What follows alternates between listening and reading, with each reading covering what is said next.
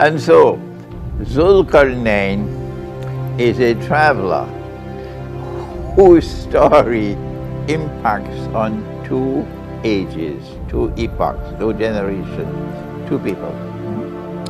Now then, we will have to devote attention to the second Qarn. But we can only do that after we've studied the first Qarn. And in the first Qarn, we are told, the first Qarn means the first age, the first time, we are told that Dzul Qarnayn is someone who's been endowed by Allah with power. But he also has faith in Allah. And so when power rests on the foundations of faith, how will power be used?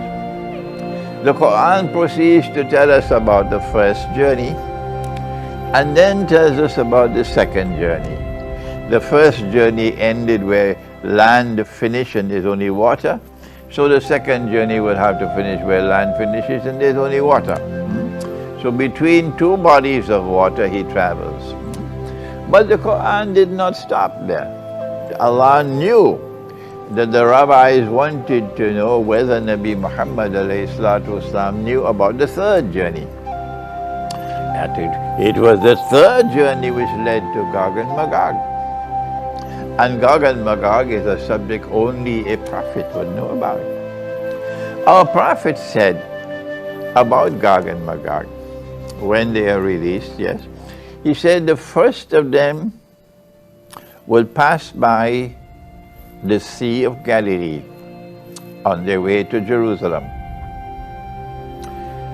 And by the time the last of them pass by the Sea of Galilee on their way to Jerusalem, they say, there used to be water here. It's a very famous prophecy of Nabi Muhammad ﷺ. And so the Sea of Galilee has pivotal strategic importance in Akhir Zaman. The water can go up and go down, but we know that so long as there is water in the Sea of Galilee, Gog and Magog are still passing by. But this hadith gives us two things to hold on to. Number one, that because they have to pass by the Sea of Galilee on their way to Jerusalem, they're coming from the north. Did you hear that? The Sea of Galilee is located north of Jerusalem. So if you are passing by the Sea of Galilee to reach to Jerusalem, you're coming from the north of the Holy Land. So we have to look for two bodies of water located to the right and to the left, the east and the west, north of the Holy Land, to find the geography of Gog and Magog. Are you following me? Or do you go into school only in the holidays? The second thing that this hadith tells us of is that Gog and Magog have a link with a certain town or city. That town or that city is Jerusalem. The name of Gog and Magog is linked with a town or a city. And that town or that city is Jerusalem. These are the two main things that we get from this hadith. And the third one, of course, is that the water level in the Sea of Galilee will constantly decrease while Gog and Magog are passing by. Now then, so now, Dzul Qarnayn travels in the direction of the setting of the sun. And that is going westward, isn't it? And he comes to a body of water, can't go any further. And that body of water is Ainun Hamia, dark and murky. Well then, can we identify that body of water? For you and I, it's so simple. For Ibn Kathir, it was so simple. But for those who refuse to think or find it inconvenient to think, it's a different matter.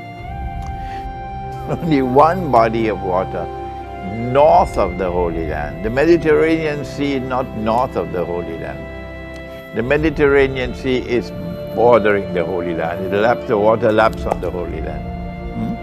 That's the Mediterranean Sea, so to the west of the Holy Land. So to the north of the Holy Land is only one body of water.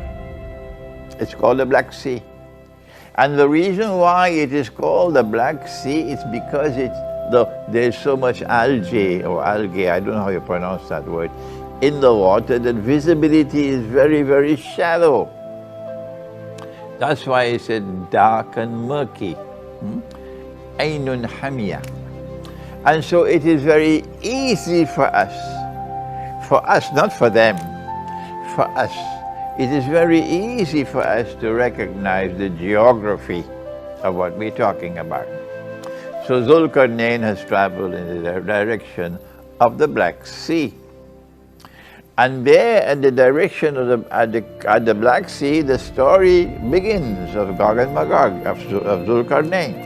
It begins there, at the Black Sea. And there he comes across the people, and Allah asks him, did Allah speak to Alexander? Did Allah speak to Cyrus?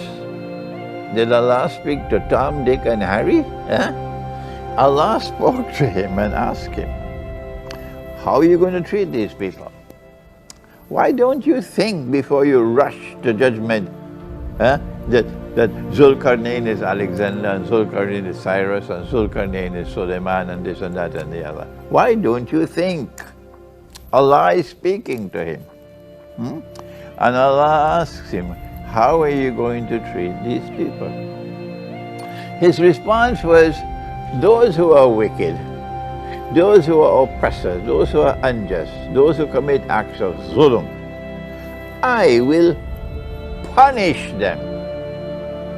And when they return to you, you will punish them as well. But those who are people of faith and who are righteous in conduct, I will treat them nicely and I will reward them.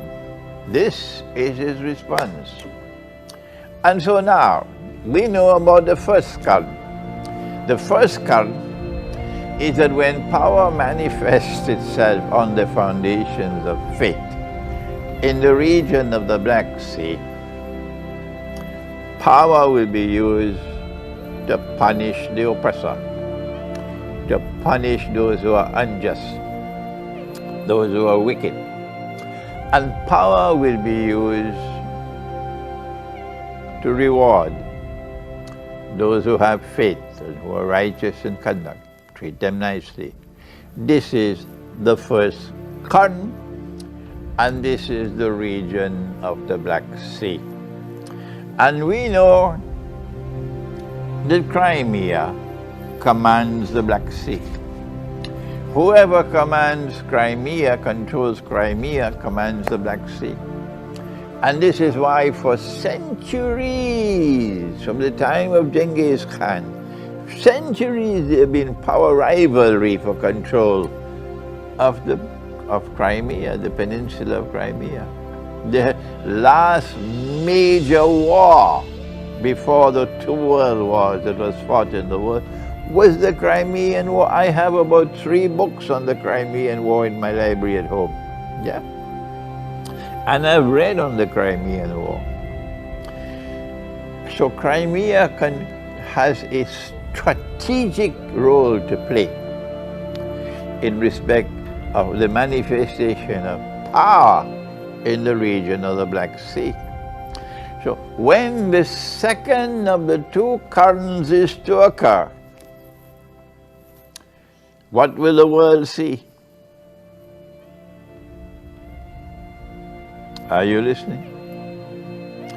When the second of the 2 Qarns is to occur, power will once again manifest itself in the region of the Black Sea, where Crimea commands the Black Sea.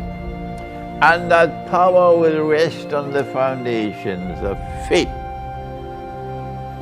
And that power will be used to resist and to punish the oppressor. And power will be used to punish those who are unjust and wicked in their conduct. Power will be used to reward those who have faith and who are righteous in conduct. That is the second Qarn.